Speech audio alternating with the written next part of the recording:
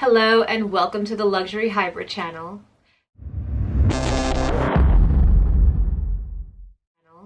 Today's video is a luxury diary tag video that was created by Monsieur Alex. I hope I'm saying that right. He originally created this tag, and then he also tagged a few people. One of them was Leo Lion LV. Hi Linda, how are you, babe? She was so gracious to collectively as a whole tag all of our YouTube sisters, so I am participating today. I took the liberty of printing out the questions and we shall begin right away. It is a total of 10 questions, and the first question starts off asking, what bag would you replace if all the ones you currently have disappeared?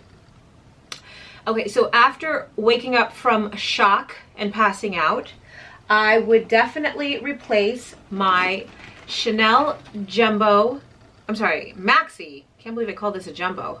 My Maxi Chanel patent leather, silver hardware. If you guys are subscribed to my channel, then I know you're sick of seeing her because I'm always talking about her, it seems, in every tag lately. And if you're new to my channel, I welcome you to subscribe because I do weekly fashion, beauty, and lifestyle vlog videos. The second question is, what jewelry or accessory item is the most sentimental or special to you? Well, the number one is a necklace that my mom had given me for Christmas. I'm going to have to insert a picture because my boyfriend's mom borrowed my carry-on luggage and I hadn't removed my travel jewelry box. So it's still at her house and I have to go over there and pick it up. And then the second item, unfortunately, I'm devastated because I did lose one of the earrings to my Chanel set, which is this earring right here. I'll try to come in closer for you guys to see that. This baby was my favorite because of the integrated gold outline with the silver quilt print on the middle. And yeah, I lost it. I'm holding on to this because I'm thinking that I can convert it into a necklace. I'm going to bring it to a jeweler and I think it'll be a great size. Maybe wear it like right around here. Number 3 is, if you could teleport anywhere one day to shop, where would you go? And this is gonna sound like a very strange answer because everyone is choosing Paris. Paris holds tremendous history. However, I don't know what it is about London these days. I'm dying to go shopping in Harrods and Selfridges and stroll along Bond Street, window shop in the luxury stores that they have over there. Question number 4. What do you think is the biggest misconception about luxury YouTubers / Instagrammers? Oh, this is a good one. Okay, so I think that people believe that the luxury community is what defines us. There really is a lot more to us individually. I've met several women already from this luxury handbag community, and the stories that we have behind us who make us the person that we are today. You know, a lot of us are spiritual, a lot of us are philanthropists, a lot of us started from extremely humble beginnings and have worked very hard in life to get to where we are today. So I think that what happens is people, they confuse our love for luxury, which is in essence something that gives us pleasure from maybe a rough week, maybe a rough month. I think that they don't see past that and they believe that we are just materialistic, which is couldn't be further from the truth. I'm not speaking for every single one of them. I can only speak for myself personally and for the women that I have met in person. Question number 5. What is the one store that makes you feel the most special or excited when you go in? Okay, I can actually answer this question thoroughly because I had an experience in Chanel, the actual boutique, not a Chanel pop-up in a department store, and I had an experience in Dior. Both of them were really not as pleasant as the first time I went into the Gucci store. I was a young little girl buying my first handbag with my babysitting money, and then not too long ago when my mom was visiting, we had stopped into the Gucci store and we were well received. I have to say, we were very much well received, and that was when I went to pick up a silk scarf. But my all-time, oh, you know what? Christian Louboutin on Madison Avenue. I have a sales associate there. He is amazing. He just was very down to earth with me and made me feel so comfortable. So Christian Louboutin for my shoes, and then have to say it, you know, unfortunately there's this little murmur that's going around the luxury handbag community about certain quality issues with Louis Vuitton, but however, let me pronounce it properly. Louis Vuitton has always done the utmost, and I have been to the boutique on Fifth Avenue. I've been to the boutique in Long Island, Avenue of the Americanas, not Avenue of the Americanas, Americana Manhasset. Avenue of the Americanas is 6th Avenue in Manhattan. And also the Louis Vuitton boutique in Beverly Hills. I have had such amazing customer service.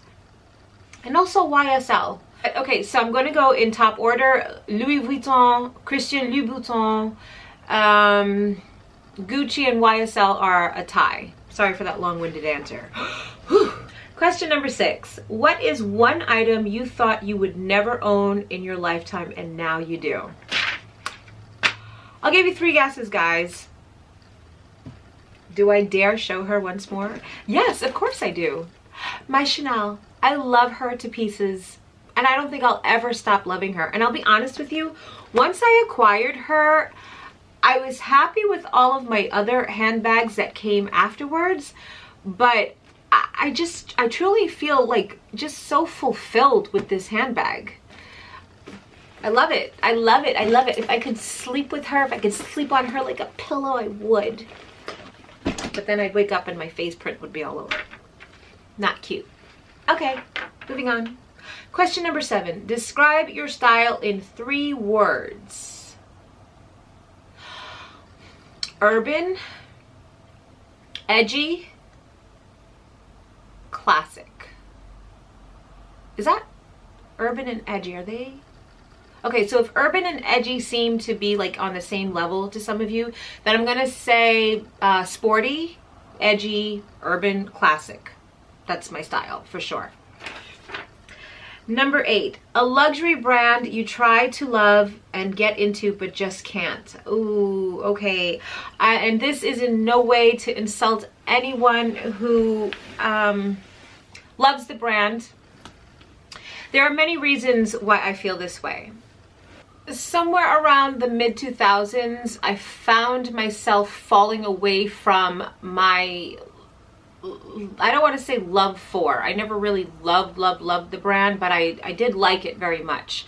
I found myself falling away from Gucci, and I'm not sure if it's because when Tom Ford left, the brand just seemed to be blah. And now with this new designer, Alessandro Michele, I hope I'm pronouncing that right. I had high hopes. I was very hopeful when I first saw the first Dionysus bag that was made of all black leather with a bamboo handle, and it had the Gucci traditional red and green band going across it. And then the Dionysus came out in the Gucci canvas. So I was still slightly intrigued, but kind of like, meh. And then I just recently watched the fashion show for the fall-winter 2016 to 2017 fashion show, and I was just kind of confused by it. You know, it opened up where it looked as though, you know, there was like an homage to Coco Chanel, and then slowly crept in hints of Geisha Girl meets Alice in Wonderland with Andy Warhol splashed with a bad acid trip. I mean, it was too much to take in at once. And generally when I watch a fashion show, there's usually a story that unfolds with it, and I wasn't finding that story to be cohesive. It just really felt like it was just kind of just all over there and just, you know, jammed down your throat. And I just some of the newer bags that are out now too, that have like the hearts with the thunderbolts and all of that stuff, it seems to be a little bit cartoonish. It was too much for me to process. So that was one designer I had a lot of high hopes for. I'm so trepidatious about making like a large investment, and I just can't get into it. I do, however, I've always for some reason loved their sunglasses and loved their shoes. I can't get enough of their shoes for whatever the reason is. Question number 9. If you could spend one day with any designer, who would it be? Okay, so I'm going to cheat on this answer here. It's going to be 2 people. Number 1, it's going to be Coco Chanel. This woman was such a pioneer in fashion, and she was such a dynamic individual. I love the tomboyish flair that she had. I mean, I can completely relate to that. And then number 2 is Vivienne Westwood, and she's another dynamic designer. She has been able to implement music and mesh it in with fashion. She has been able to make political statements that, I mean, if I'm not mistaken, in 2008, she in person campaigned against the disarmament for nuclear weapons in Berkshire. Yeah, she's quite a fascinating individual, and I think she's quite a force to be reckoned with. I would love to spend the day with either of those 2 ladies. And the last question is, confess. What is next on your wish list? On my wish list, I mean, as I said, I'm really quite content with the bags that I do have.